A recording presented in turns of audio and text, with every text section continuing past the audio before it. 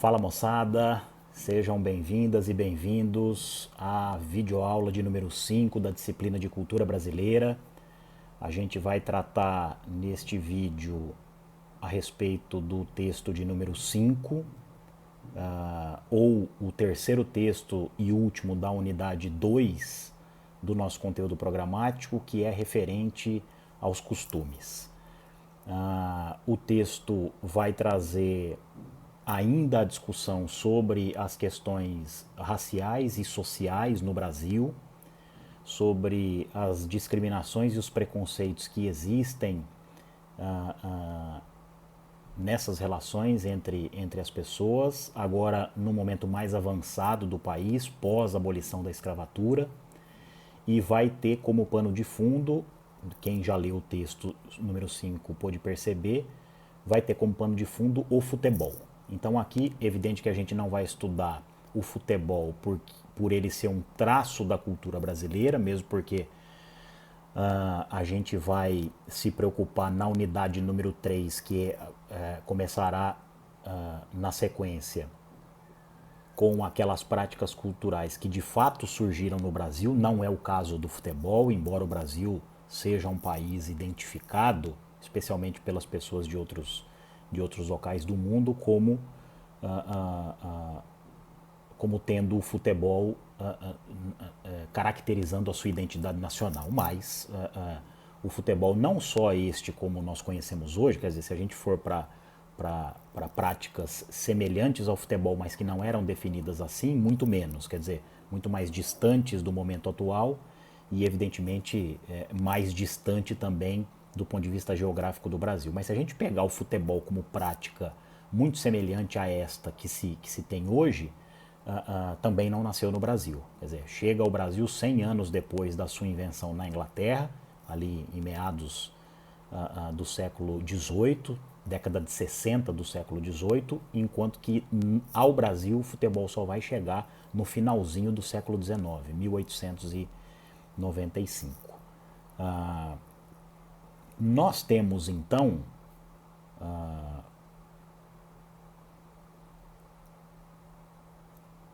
1894. Acho que não vai caber eu falar disso, né? A gente pode deixar isso para um momento posterior. Logo de cara, o texto não é muito longo. Eu já até antecipo aqui que ele não compreende a totalidade do que foi disponibilizado tanto no AVA como no Google Sala de Aula.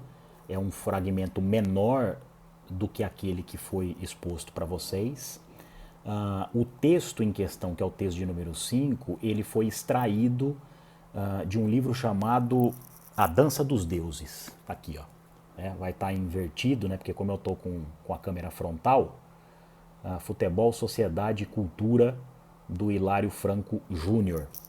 Então, a obra do Hilário Franco Júnior vai tratar sobre, evidentemente, a história do futebol. É mais para quem se interessa, evidentemente, pelo tema futebol.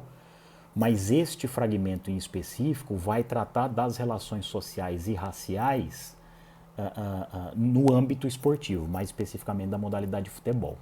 E de modo que a gente vai se preocupar, então, em passar muito rapidamente pelas questões esportivas, de regra, de história, de clubes, de seleção, neste caso, para, enfim, identificar então no texto as discussões que vão se dar sob as perspectivas mais sociológicas do futebol e não propriamente as esportivas, né? As esportivas a gente deixa para o jornalismo esportivo, ou então para alguém que se interesse, né? Enfim, pela história do futebol no Brasil.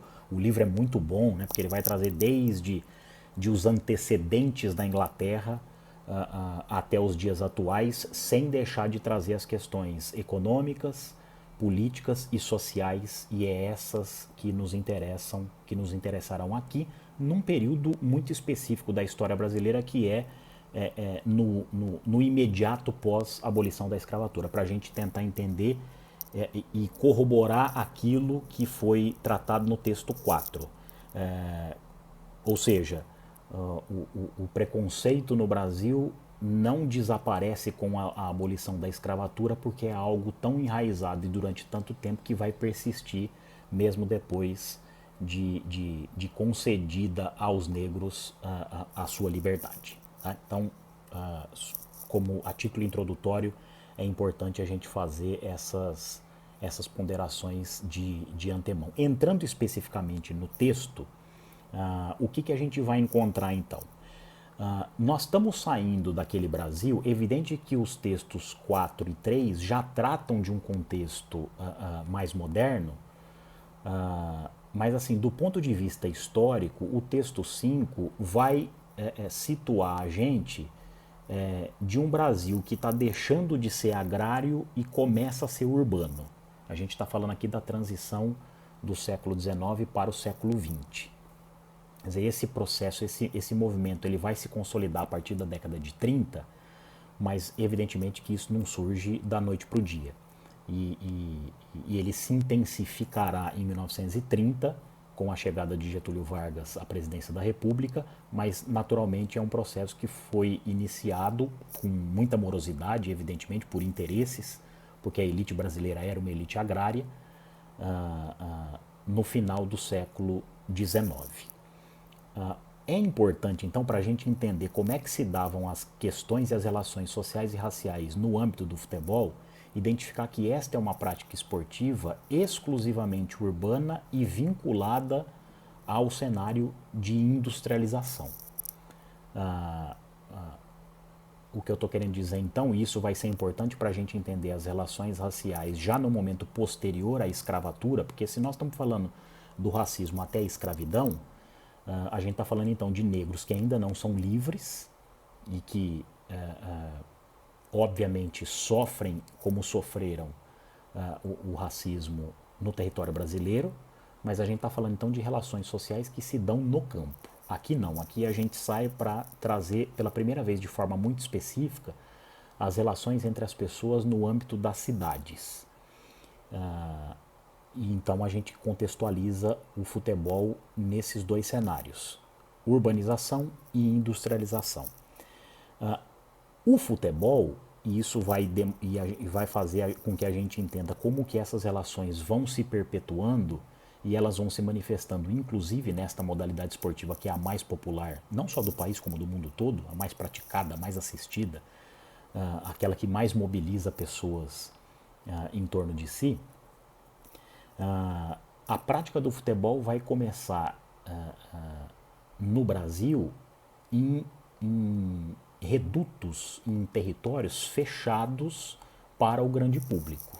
Quer dizer, separa-se o grande público desse pequeno grupo de pessoas que de fato praticará, aí que eu estou me referindo ao grupo, essa modalidade esportiva. E aqui eu estou de novo corroborando um argumento apresentado no texto passado, de que o Brasil, desde o primeiro, na verdade, né, de que o Brasil é um país formado por castas, sendo uma delas composta por um pequeno número de pessoas, e esta casta de privilegiados, portanto, enquanto que uma outra casta composta por um número mais amplo de pessoas sem qualquer tipo de privilégio. Né? Tendo então a casta menor, receio de que qualquer integrante da casta de baixo ascenda e ocupe uma posição na casta de cima, porque isso pressuporia uma perda de privilégios. Né? A mentalidade que rege as relações sociais e, consequentemente, as raciais no país, infelizmente, é essa. Tá? Então, eis um ponto. Esses redutos em que o futebol era praticado, ao contrário do que é hoje, que a gente identifica, então, quer dizer, o futebol é uma prática mais generalizada hoje, inclusive é até, e longe de ser uma crítica, né, um viés pejorativo, uma forma até das pessoas mais pobres ascenderem do ponto de vista socioeconômico. No início, lá no finalzinho do século XIX, o futebol era praticado dentro de dois espaços muito específicos, os colégios. E aí a gente já pode subentender que só frequentavam colégios as pessoas ricas e, consequentemente, brancas. E o outro espaço eram os clubes. né? Clubes, né, poliesportivos como a gente tem, então, né, a gente tem vários espalhados pelo Brasil. Aqui em Cuiabá, por exemplo, a gente vai encontrar vários, né, esses clubes que reúnem ali vários espaços para a prática de esportes, que no final das contas acaba sendo também para a prática de diversão, de entretenimento. Então você tem ali num espaço piscinas, pista de atletismo, campo de futebol, quadra de futsal, que pode servir para vôlei e para basquete, pode ter um ginásio, né, que nada mais seria do que uma quadra coberta, ah, assim como outros espaços que permitem a prática de outras modalidades esportivas dentro de um mesmo terreno que a gente está chamando aqui de clube. Tá? Então, o futebol, no final do século XIX, começo do século XX, era uma prática restrita a colégios e a clubes. Os clubes, assim como os colégios, também acessíveis apenas para a população branca e, consequentemente, rica, né? Porque só essa população é que tinha condições de pagar as anuidades e as mensalidades, né? As taxas que eram cobradas para que você pudesse ter acesso àquele espaço que reunia pessoas muito seletas. Então, basicamente era isso, e o futebol, portanto, era praticado só por essas pessoas. Quer dizer, era uma maneira, mais uma dentre tantas que existem, não só no mundo, mas no Brasil isso acaba se escancarando mais em função das diferenças. Era mais uma forma, então, de segregar a população branca, dizendo que aquela prática esportiva era um direito só dela, do restante da população pobre, em sua maioria composta por negros, né? Este é mais um ponto também relevante para a nossa discussão. Havia ali, então, dentro dos clubes e dos colégios, um movimento endógeno de reafirmar a superioridade. Então, quer dizer, a prática do futebol era um elemento que distinguia as pessoas superiores, brancas e ricas, do restante da sociedade, a raia miúda, que era composta por pessoas pobres, majoritariamente negras, em função de todo aquele processo que a gente já detalhou nos textos e nas videoaulas anteriores. Havia também um outro argumento para se reservar o futebol somente aos brancos e, consequentemente, aos ricos, que era o regramento desse esporte. Então, quer dizer, como o futebol, e esta é a marca, né, do surgimento do futebol na Inglaterra, a partir de um determinado regramento, quer dizer, só pode, portanto, compreender o futebol quem tem acesso à regra. E para ter acesso à regra é preciso ser instruído, é preciso ser alfabetizado. E convenhamos que, se ainda hoje no Brasil a gente tem um problema grave de analfabetismo, a gente está falando aqui do final do século XIX e começo do século XX. Esse problema era consideravelmente maior. Tá? Então, há aí também um outro argumento para que o futebol passasse, enfim, se comportasse como uma prática voltada para um seleto grupo de pessoas, sendo, portanto, algo excludente. Então, novamente, há ali mais o surgimento de um argumento que servia para que houvesse uma segregação de forma justificada, aquilo que nós falávamos no texto 4 da racionalização. É preciso criar uma lógica compreensível para dizer que uma determinada prática é acessível para um pequeno grupo de pessoas, e a isso nós damos o nome de privilégio. Era preciso, então, ter uma lógica, uma racionalização que justificasse que houvesse a uma determinada prática, a um determinado bem, a um determinado produto, o acesso de um grupo muito pequeno de pessoas, enquanto a maioria da sociedade ficava apartada, era alijada desses benefícios. E aqui nós estamos falando, convenhamos, de algo bastante simples, que é um mero entretenimento. Mas até isso, as classes mais abastadas no Brasil fizeram questão de retirar, de extrair do restante da sociedade, né? Este é um ponto. O outro é que, ao mesmo tempo em que havia o esforço de transformar o futebol em uma prática exclusiva de brancos e ricos, justamente pelo fato de que era necessário criar mais um argumento, mais um critério que distinguisse os brancos ricos num patamar de superioridade em relação ao restante da sociedade, as pessoas foram compreendendo cada vez mais de que forma esse esporte ocorria, né? As pessoas iam comentando, iam vendo como que esse jogo era praticado em outros espaços e iam levando para o conhecimento do senso comum. E muito de improviso, essas pessoas foram também praticando, mesmo que não estavam, mesmo que não eram aceitas nesses centros, que a gente está identificando aqui como colégios e clubes, esse esporte era praticado na rua, né? Depois naquilo que a gente veio a denominar como várzea, ou se você for, por exemplo, para o Rio de Janeiro, né, um futebol que é praticado na areia da praia, ganha o nome de pelada. Então, quer dizer, é totalmente improvisado, mas não há uma trave, né, para definir o gol. Bom, coloca aí, né, 2 estacas, se for num terreno movediço, como é areia, e a gente define então a delimitação do gol. Não tem área, né, para especificar até onde o goleiro pode pegar a bola com a mão. Se for num terreno movediço, faz com o pé mesmo. Desenha a área com o pé. Se for num terreno duro, como é no caso de uma rua, por exemplo, ou de um chão batido, faz com cal, faz com giz, pega um pedaço de pedra, risca o asfalto da rua, né, faz um relevo no chão de terra batida. Não tem dinheiro para comprar uniforme, não tem problema. Um time joga com camisa, outro time joga sem camisa. Então percebam que as pessoas pobres são excluídas desses centros de prática do futebol, mas elas vão criando alternativas também.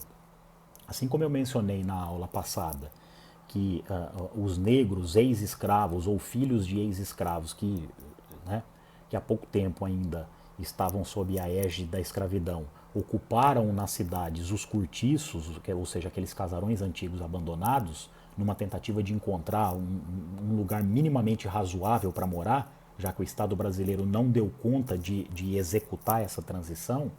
Ao serem expulsos do cortiço, sob o pretexto de higienização do centro das grandes cidades, enfim, para ficar mais palatável para as classes mais abastadas, essa arraia miúda foi obrigada a encontrar uma alternativa de sobrevivência. E a alternativa que as pessoas mais pobres encontraram, aquilo que o Chico Buarque vai chamar de ralé, foram os morros das cidades, né? O Rio de Janeiro é um sintoma muito forte desse argumento que eu estou tentando expor aqui para vocês.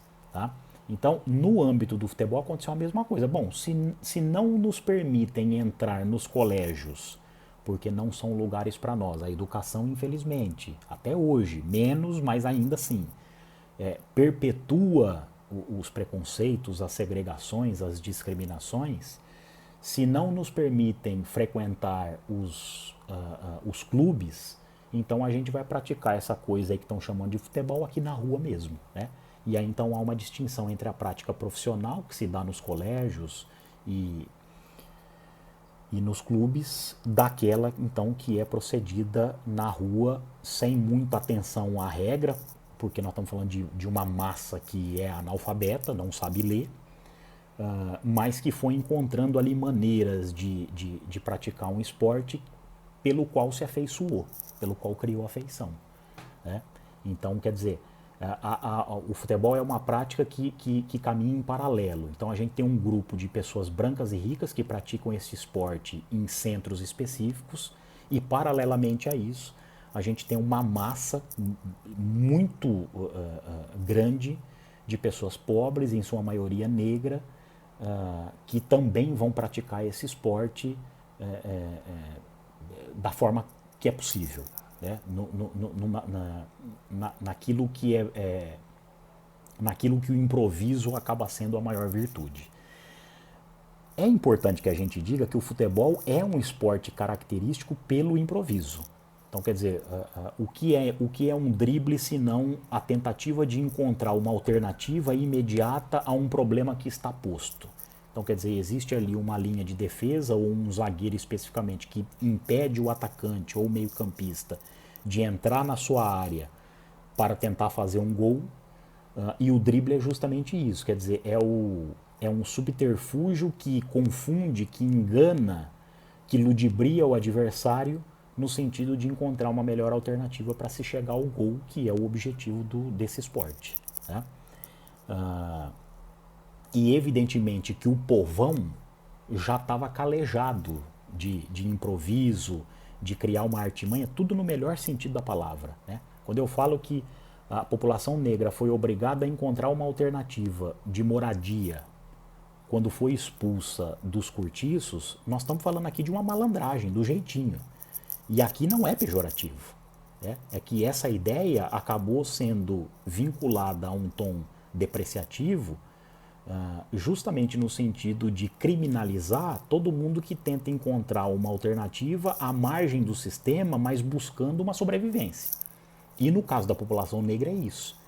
Então, como a gente tem uma população pobre, já muito experiente do ponto de vista de criar alternativas para a sua própria sobrevivência, e o futebol é isso o tempo inteiro, o futebol é improvisação o tempo inteiro, então, evidentemente que essa população não encontrou dificuldade, não só não encontrou dificuldades para a prática do esporte, ainda que não tivesse acesso à regra, mas acabou se sobressaindo em relação a outros grupos, porque os outros grupos não tinham sido ensinados pela vida a criar esses dribles, né? Essas sinuosidades que permitem a um jogador, principalmente a um jogador habilidoso, desviar dos empecilhos, dos obstáculos e chegar ao gol adversário. Né?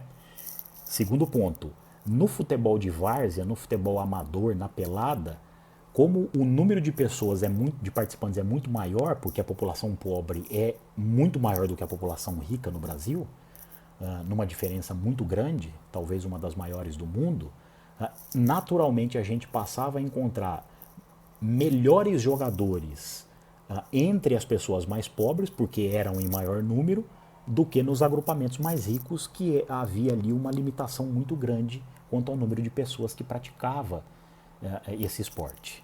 Então, esse é mais um dado importante que vai fazendo a gente entender como é que os negros e os pobres foram se inserindo na prática do futebol. Porque hoje é basicamente isso. Né? Se a gente pegar a esmagadora maioria dos praticantes brasileiros de futebol, essa porcentagem, que é muito alta, é proveniente de famílias cuja renda é muito limitada. Né? E conseguiram encontrar no futebol, e isso é admirável, uma maneira de ascender socialmente. Então a gente começa a entender como é que isso foi possível num período ainda anterior, né? Em que o futebol não era glamourizado como não movimentava as cifras que movimenta hoje. Tá? A própria imprensa, como era representante de uma elite econômica neste caso, né, não cultural, e ainda hoje a gente poderia dizer isso, quer dizer, nenhum dono de um grande jornal, de uma grande revista, de uma emissora de TV, pode até ter sido proveniente de uma classe mais pobre, mas em regra não é isso que acontece. E evidentemente, se hoje se localiza numa condição de gestor de um veículo de comunicação de massa, é porque pobre já não é mais. Né? Mas em regra também as pessoas que detêm o domínio dos meios de comunicação de massa ainda hoje já são provenientes de famílias ricas. Tá? Então, claro, a imprensa naquela época, como era representante de uma elite, também se ofendia e acabava hostilizando uma tentativa de entrada de pessoas negras e pobres nesse grupo seleto de pessoas que praticavam futebol. Então, quer dizer, para esta imprensa, o futebol verdadeiro no Brasil era o futebol profissional, que era aquele praticado nos colégios e principalmente nos clubes. O futebol amador não era visto com bons olhos pela imprensa também, aí só para a gente fazer um paralelo com o cenário brasileiro. Em relação a isso, o cenário foi passou a mudar quando a gente identifica alguns clubes cuja a essência, cujo germe está justamente nas classes mais pobres. né? Então, por exemplo, enquanto o Fluminense e o próprio Flamengo nascem como clubes, o Flamengo, por exemplo, nasce como clube de regatas, quer dizer, mesmo porque o Flamengo nasce quando o futebol está chegando ao país. Mas o Flamengo é um clube que evidentemente é destinado a uma certa elite que pratica especialmente o remo. E aí depois é que o futebol entra como modalidade esportiva. Mas os dois clubes que são caracterizados como aqueles que conseguem, que são forjados, quer dizer, que são pensados e que são fundados sobre bases populares, é o Internacional no Rio Grande do Sul e o Corinthians em São Paulo. Então, esses são os dois clubes que nascem, não à toa muito próximos um do outro, o Internacional em 1909 e o Corinthians em 1910, tendo na sua base um tecido popular muito grande e, evidentemente, formado por negros. Os outros clubes a gente vai ter, né? Por exemplo, o Cruzeiro e o Palmeiras, que são fundados por imigrantes italianos, o São Paulo Futebol Clube, que já é forjado numa elite paulistana, o Grêmio, quer dizer, que é resultado ali de imigrantes também europeus. Então, a ideia do futebol profissional, aceitando não só a inserção de mais negros dentro do campo de jogo, como também fora dele, como telespectador, quer dizer, como público, né? Telespectador não, porque ainda a gente está longe da TV. É justamente esses dois clubes, tá? Principalmente na sua base social que vai formar o time. Aí a gente tem dois casos que o livro vai até mencionar. Um é protagonizado por um jogador do São Paulo, um jogador negro, filho de um imigrante alemão com uma mulher negra, chamado Friedenreich. E esse jogador, para não sofrer hostilização por parte da plateia, da arquibancada, ele acaba alisando o cabelo, né, numa tentativa de, se não evitar a hostilização, pelo menos mitigar isso. Um outro caso, isso nós estamos falando da primeira década do século XX, né? Um outro caso, já na década de 30, de um jogador do Fluminense chamado Carlos Alberto, e vejam o nível de racismo que imperava no futebol brasileiro já naquela época, e a gente entende então por que hoje, mesmo com o futebol sendo tomado por atletas negros, talvez a sua maioria, por pessoas na arquibancada, talvez com a elitização do futebol isso tenha se perdido um pouco, mas no momento de maior popularização do futebol, as pessoas negras também conseguiam frequentar os estádios. Mesmo ainda com todo esse contexto, a gente observa casos de racismo. E o germe está justamente nisso. Não é à toa que a gente está estudando futebol, para tentar entender como é que essas relações se davam dentro e nas imediações do campo de jogo. Tá? Então, o jogador do Fluminense, Carlos Alberto, na década de 30, para que também fosse, para evitar ser vítima de ofensas racistas, ele acaba passando na sua própria pele o pó de arroz, numa tentativa de clarear, né, de embranquecer a própria pele. Neste caso, o Fluminense acaba aderindo a este símbolo e não, se vocês pegarem vídeos no YouTube, por exemplo, né, de celebrações da torcida do Fluminense, principalmente quando o time entra em campo e quando o estádio está muito cheio, a gente consegue ver uma poeira branca pairando sobre a arquibancada. Aquilo é a torcida do Fluminense recepcionando o seu time na entrada de campo, lançando para cima, né, para frente, pó de arroz. Né? E o pó de arroz é um símbolo do Fluminense, dada esta situação. Quer dizer, no caso da celebração do Fluminense, é um gesto até bacana. Então, quer dizer, é até generoso de parte do Fluminense ter aderido a este símbolo agora como forma de celebração, né? Quer dizer, os espanhóis vão chamar de recebimento, né, do time em campo. Mas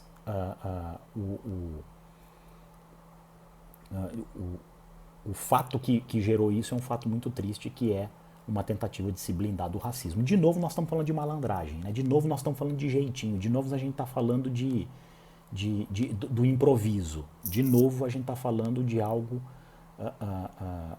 usado como método de sobrevivência. Tá? Então, durante muito tempo, impediu-se o negro de frequentar o futebol profissional. Então, ao negro era destinado só a prática do futebol na várzea, quer dizer, fora dos grandes centros, né, fora de uma possibilidade de remuneração. Assim como aconteceu no momento da abolição da escravatura, quando os grandes fazendeiros preferiram a mão de obra do imigrante italiano e remunerá-la, em vez de continuar com a mão de obra negra remunerando-a, a gente tem o mesmo caso no futebol. Quer dizer, uma recusa de um determinado grupo de pessoas bem abonadas de remunerar os negros com a prática do futebol. Né? Então, durante muito tempo ficou relegado. Este caso que eu estou citando a vocês, da vinda de pessoas brancas para o Brasil, e muitas delas vão fundar clubes, eu citei o caso aqui, por exemplo, do Palmeiras, do Cruzeiro e do Grêmio, é parte de uma política de branqueamento encabeçada pelo governo federal. Então, não havia ali a pretensão de trazer uma mão de obra mais qualificada para desempenhar um trabalho assalariado nas lavouras de café. Havia a intenção por parte do Estado brasileiro, e isso explica por que o racismo no Brasil ele é institucional e é estrutural também.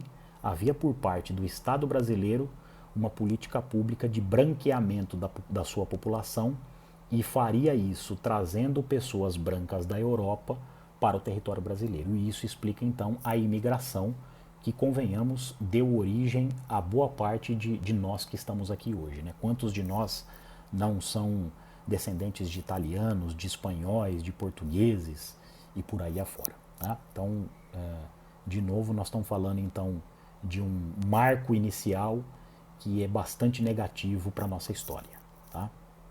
E para fechar, para demonstrar como o Estado brasileiro durante muito tempo legislou,